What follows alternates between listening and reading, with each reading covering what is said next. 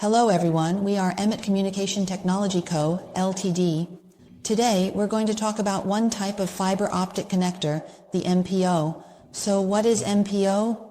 Well, MPO is actually a type of standard connector, and its main advantage is that it has a higher density.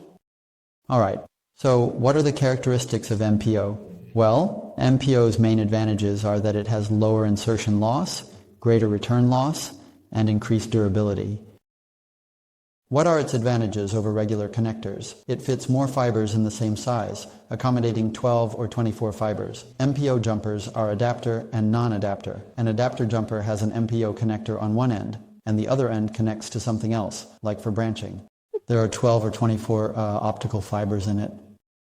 Which MPO jumpers can we see? MPO jumpers have two categories, adapter jumpers and non-adapter jumpers. What about adapter jumpers? They have an MPO connector on one end for branching, branch sizes 0.9, 2.0, or 3.0, connecting to SC or similar connectors, possible, and non-adapter jumpers.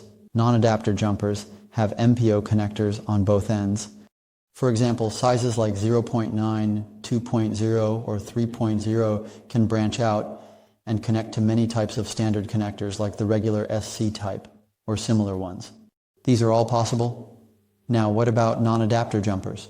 Non-adapter jumpers have the same connector on both ends, meaning that one end is an MPO connector and the other end is also an MPO connector.